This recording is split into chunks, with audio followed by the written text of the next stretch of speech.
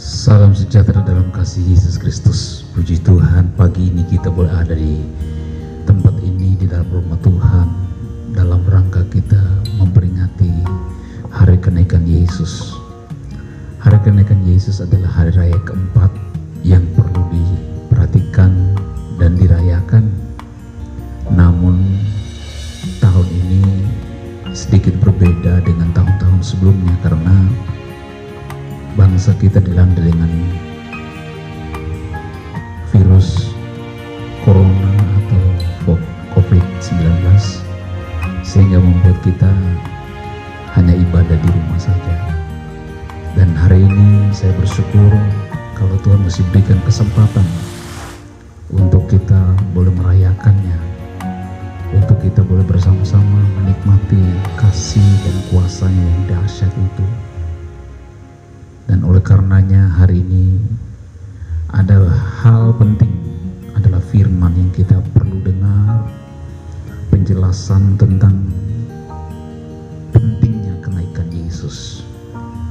Puji Tuhan, sebelum kita baca dan dengar firman, dimanapun Anda atau saudara, Bapak Ibu yang mendengar suara saya hari ini, saya berdoa untuk kita semua supaya kita boleh lewat firman Tuhan pada pagi hari ini boleh kita diberkati oleh Tuhan. Sebelum kita membaca firman Tuhan, saya ingin untuk kita bersama-sama berdoa terlebih dahulu untuk mohon pimpinan daripada Tuhan. Mari kita berdoa. Tuhan Yesus, kami bersyukur pagi ini kami ada di dalam rumah-Mu. Kami bersyukur kalau hari ini kami boleh ada lagi dan kami boleh dipercayakan oleh Tuhan untuk melayani Engkau dan hidup menikmati kasih kuasa-Mu yang dahsyat itu Tuhan. Di mana Tuhan hari ini kami dalam rangka memperingati hari kenaikan-Mu, kami berdoa kiranya Tuhan tolong saudara-saudara kami, anak-anak-Mu yang tidak sempat hadir dimanapun mereka berada dan mendengarkan firman Tuhan nanti Tuhan, biarlah mereka boleh dikuatkan, mereka boleh diteguhkan lewat kebenaran firman. Segala kuasa kegelapan roh jahat iblis yang coba mengganggu dalam pemberitaan firman Tuhan, kami tolak dan hancurkan dalam nama Yesus. Roh Kudus ada di sini dan berikan kami hikmat, berikan kami kekuatan untuk kami dengar firman-Mu, terlebih melakukannya. Terima kasih Tuhan, melalui hamba-Mu secara khusus, sehingga hamba-Mu boleh layak untuk menyampaikan isi hati-Mu kepada umat-Mu Tuhan. Terima kasih Tuhan, kami bersyukur terima firman-Mu. Dalam nama Yesus Kristus kami berdoa dan mengucap syukur. Haleluya. Amin. Baik Bapak Ibu, saya ingin untuk kita bersama-sama melihat dari ayat firman Tuhan berkaitan dengan hari kenaikan Yesus. Dalam ayat Injil Lukas pasalnya yang ke-24, dalam ayat yang ke-50 sampai dengan ayat yang ke-53, perikopnya adalah kenaikan Yesus. Firman Tuhan berbunyi demikian. Lalu Yesus membawa mereka keluar kota sampai dekat Betania. Di situ ia mengangkat tangannya dan memberkati mereka. Dan ketika ia sedang memberkati mereka, ia berpisah dari mereka dan terangkat ke surga. Mereka sujud menyembah kepadanya, lalu mereka pulang ke Yerusalem dengan sangat bersukacita. Mereka senantiasa berada di dalam bait Allah dan memuliakan Allah. Puji Tuhan, firman Tuhan yang singkat ini yang kita baru saja membacanya, saya ingin menyampaikan kebenaran firman Tuhan. Hari raya kenaikan Yesus adalah raya yang keempat, dan anak-anak Tuhan, orang Kristen, orang percaya pada Tuhan, tentunya kita tahu kita memiliki 5 hari raya yang sangat penting yang perlu kita perhatikan dengan saksama, dengan baik. Pertama adalah hari kelahiran, kemudian yang kedua adalah hari kematian, yang ketiga hari kebangkitan, yang keempat hari kenaikan, yang kelima adalah hari yang ke-50 atau Pentakosta atau hari pencurahan Roh Kudus. Bapak Ibu yang saya kasihi dalam Yesus Kristus, hari ini kita merayakan hari raya yang keempat. Dalam kegiatan ini, dalam kehidupan kita, tentunya kita tahu bahwa kenaikan Yesus ini sangat penting. Seperti di dalam kita membaca ayat firman Tuhan tadi, bahwa sebelum Yesus naik ke surga, maka Yesus memberkati mereka, orang-orang percaya, murid-muridnya yang mengikutinya. Yesus ingin menyampaikan sesuatu penting kepada mereka dengan kesan-kesan, yaitu dia memberkati orang-orang pada waktu itu. Bapak Ibu yang saya kasih dalam Yesus Kristus, perhatikan ayat yang ke-51. Dan ketika ia sedang memberkati mereka, ia berpisah dari mereka dan terangkat ke surga. Tuhan naik ke surga dengan cara yang sangat unik dan menarik, karena tanpa dia minta dukungan, bantuan dari siapapun. Dia tidak menggunakan transportasi apapun, tetapi dengan caranya yang hebat dan ajaib. Karena ini adalah penggenapan firman. Dalam ayat ini dijelaskan bahwa Yesus sebelum berangkat atau naik ke surga, terangkat ke surga, Yesus memberkati. Kata memberkati di sini artinya dia memberikan sebuah kesan bahwa sesungguhnya dia sangat peduli dan mengasihi umatnya. Dalam ayat 52, mereka sujud menyembah kepadanya, lalu mereka pulang ke Yerusalem dengan sangat bersukacita. Dengan berkat yang mereka bawa dari Tuhan sebelum Yesus naik ke surga, maka itulah yang membuat mereka, hati mereka melimpah dengan sukacita. Hari-hari ini kita dilanda dengan sangat-sangat membuat kita situasi dunia yang semakin tidak menentu. Keadaan ekonomi sedang hancur dan kita lihat bahwa semua orang menjerit.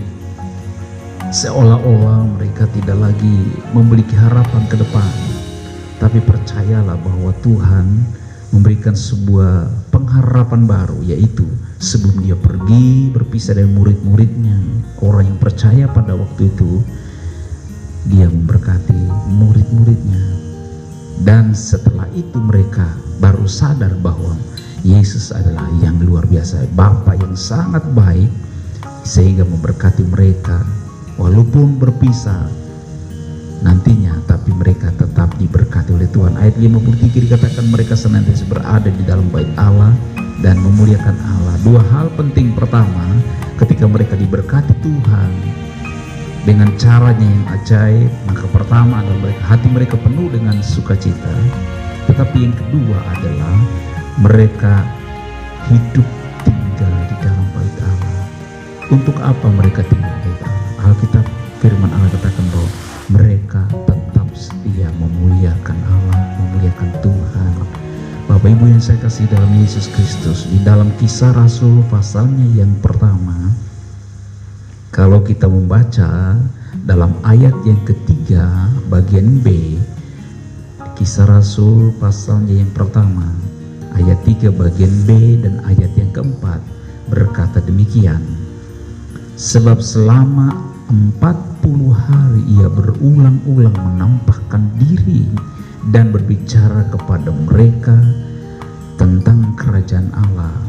Ayat 4, pada suatu hari ketika ia makan bersama-sama dengan mereka, ia melarang mereka meninggalkan Yerusalem dan menyuruh mereka tinggal di situ menanti janji Bapa yang demikian katanya telah kamu dengar daripadaku.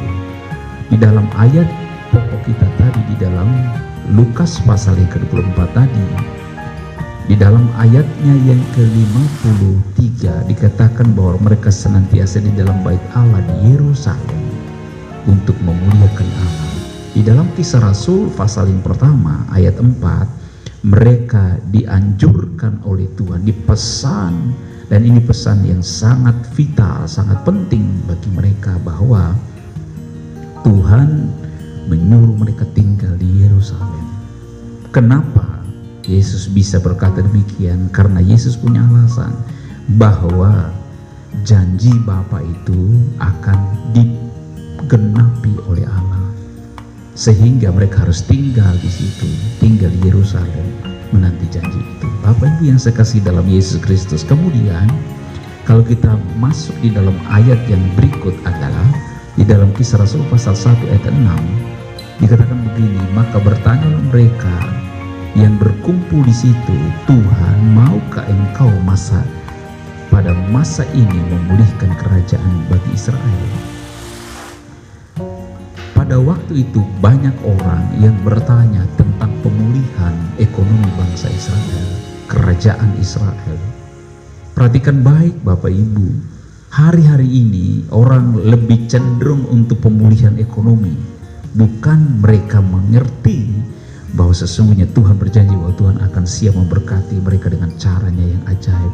Dan sekali lagi saya katakan bahwa Tuhan tidak pernah kehabisan cara untuk memberkati kita, sekalipun dunia mengalami resesi yang berkepanjangan, tapi kita sedang resepsi dengan Tuhan, dimakan bersama-sama dengan Tuhan. Dalam ayat yang keempat tadi, dalam ayat yang keempat ya dikatakan mereka makan bersama-sama dengan Yesus. Ya puji Tuhan. Ayat yang ketujuh, jawabnya, engkau tidak perlu mengetahui masa dan waktu yang ditetapkan Bapa sendiri menurut kuasanya. Kisah Rasul pasal 1 ayat 7 dikatakan bahwa Yesus berkata bahwa engkau tidak perlu mengetahui masa dan waktu di mana pemulihan kerajaan Israel. Tuhan punya waktu, punya cara, punya sistem, dan Tuhanlah yang menentukan semua, karena Dia adalah Allah yang berkuasa atas sorga dan bumi ini. Ayat 8, penting sekali untuk kita perhatikan ayat 8 ini. Tetapi kamu akan menerima kuasa kalau Roh Kudus turun ke atas kamu. Perhatikan baik, Roh Kudus ini begitu penting untuk kita. Dan kamu akan menjadi saksiku di Yerusalem, lagi-lagi Yerusalem, dan di seluruh Yudea dan Samaria dan sampai ke ujung bumi.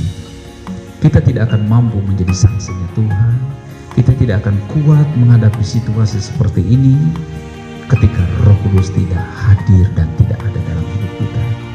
Oleh karenanya, apakah kita harus bertahan hidup tanpa Roh Kudus? Kita tidak akan bertahan hidup. Kita tidak akan menjadi orang yang kuat untuk melayani Tuhan, mengiring Tuhan tanpa Roh Kudus.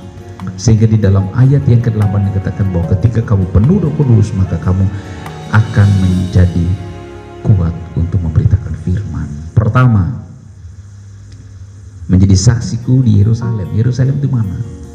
Yerusalem itu di dalam rumah tangga kita sendiri. Yerusalem itu dalam keluarga kita sendiri. Jadi saksi. Kemudian Yudea, sekitar kita, dan ke kota-kota lain, bahkan ke ujung bumi. Artinya Tuhan tidak bisa membatasi kita, atau Tuhan tidak mau membatasi kita. Tuhan izinkan kita untuk pergi, tetapi senjata kita, memo yang Tuhan berikan kepada kita itu ada syaratnya. Artinya kita harus tinggal di Yerusalem. Hubungan kita, perbaikan hubunganmu dengan Tuhan, supaya engkau dipenuhi dengan Roh Kudus dan akan menjadi saksi bagi Tuhan. Saya ada 4 poin penting yang perlu dipenuhi atau diketahui oleh kita. Kenapa Yesus harus naik ke surga? Yang pertama, Tuhan naik ke surga atau kenaikan Yesus, Dia pergi untuk menyediakan tempat bagi kita. Di dalam Yohanes pasal 14, di dalam Injil Yohanes pasal 14 ayat yang kedua, ini poin pertama. Poin pertama, Yohanes 14 ayat 2 dikatakan, di rumah Bapakku banyak tempat tinggal. Jika tidak demikian, tentu aku mengatakannya kepadamu. Sebab aku pergi ke situ untuk menyediakan tempat bagimu. Di dunia ini kita tidak punya tempat yang aman. Oleh karenanya Tuhan pergi demi kepentingan kita untuk menyediakan tempat bagi kita. Ada orang berkata bahwa tempat yang seperti apa, kita tidak perlu berdebat masalah tempat itu seperti apa, tapi yang jelas bahwa Dia pergi demi kepentingan kita, karena Dia pergi untuk menyediakan tempat bagi kita. Itu poin pertama. Yang kedua adalah Ibrani pasal yang ke-9. Ibrani pasal yang ke-9 kita membaca dalam ayatnya yang ke-24. Ibrani pasal 9 ayat 24. Sebab Kristus bukan masuk ke dalam tempat kudus buatan tangan manusia yang hanya merupakan gambaran saja dari yang sebenarnya, tetapi ke dalam surga sendiri untuk menghadap hadirat Allah guna kepentingan kita. Yesus dari surga, dia kembali ke surga untuk duduk atau menghadap hadirat Allah guna kepentingan kita. Kenaikan Yesus adalah merupakan sebuah kepentingan yang penting untuk kita. Kalau dia tidak pergi, maka di dalam poin pertama tadi, dia tidak pergi, maka dia tidak akan menyediakan tempat bagi kita. Di dalam Yohanes pasal yang ke-14 ayat 2 tadi. Tapi dalam ayat Ibrani pasal yang ke-9 ayat 24, dia pergi demi kepentingan kita. Terus yang berikut adalah Roma pasalnya yang ke-8. Sebentar saya membacakan dulu ayat yang ke-34. Roma pasal 8 ayat 34 berkata demikian. Kristus Yesus yang telah mati, bahkan lebih lagi yang telah bangkit, yang juga duduk di sebelah kanan Allah, yang malah menjadi pembela bagi kita. Kita tiap hari didakwa oleh pendakwa kita. Siapa pendakwa kita? Iblis, setan, yang terus mendakwa kita. Tetapi Yesus pergi untuk menjadi pembela kita. Dia selalu membela kita karena kita adalah umat kepunyaannya, milik kesayangannya. Nah, oleh karenanya dikatakan bahwa dia pergi, dia bertindak sebagai pembela kita. Saya mau katakan bahwa kita perlu Bapa yang baik seperti dia untuk membela kita, karena kita didakwa setiap hari, setiap waktu kita didakwa oleh iblis itu. Iblis selalu ingin untuk membuat kita putus asa, kecewa, hilang pengharapan kepada Tuhan dengan banyak hal yang dia tawarkan kepada kita untuk kita jauh daripada Tuhan. Tetapi Tuhan tetap membela kita. Puji Tuhan. Poin yang terakhir, kenaikan Yesus adalah demi kepentingan kita, untuk dia mengutus roh penolong, roh penghibur untuk kita. Yohanes pasal yang ke-16 ayatnya yang ke-7. Yohanes pasal 16.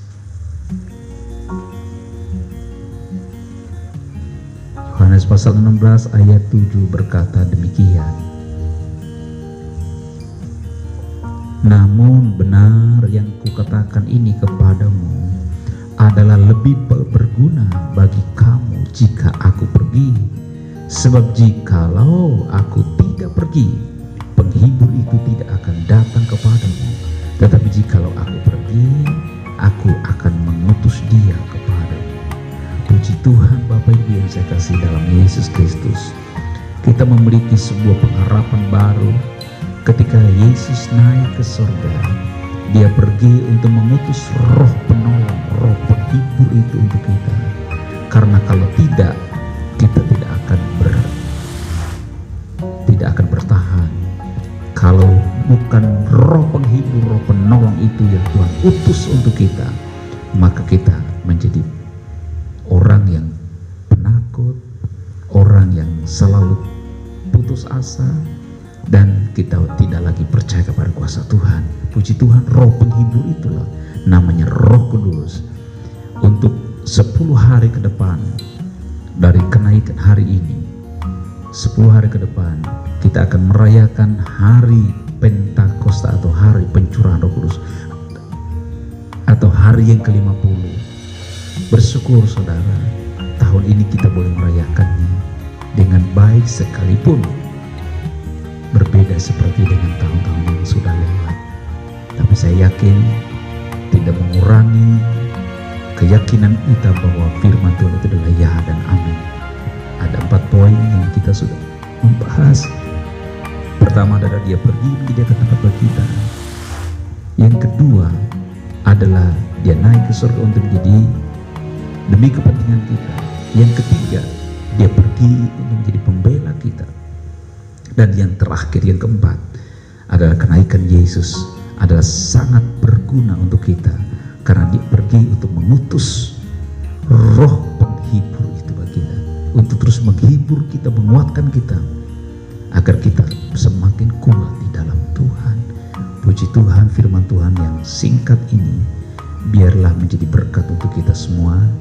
Bagi Bapak Ibu, saudara-saudara sekalian, walaupun kita tidak beribadah bersama-sama, tapi saya percaya bahwa kita ada di dalam perlindungan Tuhan. Kiranya Tuhan memberkati kita semua. Immanuel, Allah beserta dengan kita. Mari kita berdoa mengucap syukur untuk firman Tuhan yang sudah kita dengar pada hari ini. Terima kasih buat firman-Mu, Engkau sudah mengajarkan kami, biar kami mengerti bahwa sesungguhnya kenaikan Yesus ke sorga bukanlah suatu hal yang cerita dongeng, tapi ini merupakan sebuah fakta kebenaran firman-Mu. Dan kami tahu bahwa Engkau pergi, Engkau menyediakan tempat bagi kami, Engkau pergi demi kepentingan kami, Engkau akan menjadi pembela bagi kami, dan juga Engkau akan pergi dan mengutus roh penghibur itu untuk menghibur kami, menguatkan kami, agar kami mampu menjalani hidup ini. Dan kami percaya Tuhan bahwa kekuatan kami hanya bersumber daripada Tuhan. Berkati umat-Mu yang sudah mendengar firman Tuhan ini, siapapun dimanapun mereka berada, kami percaya Tuhan, sebagai hamba-Mu, sekalipun kami tidak bertatap muka, tapi biarlah kami berdoa sebagai hamba-Mu. Berkati rumah tangga, usaha pekerjaan umat-Mu, berkati seluruh sumber-sumber penghasilan umat-Mu yang sakit disembuhkan oleh bilur Yesus, yang lemah dikuatkan, yang susah dihibur, yang mengalami jalan buntu akan mengalami jalan keluar, pertolongan Tuhan. Dan kami yakin Tuhan, di dalam Engkau ada jawaban yang pasti. Dalam nama Yesus Kristus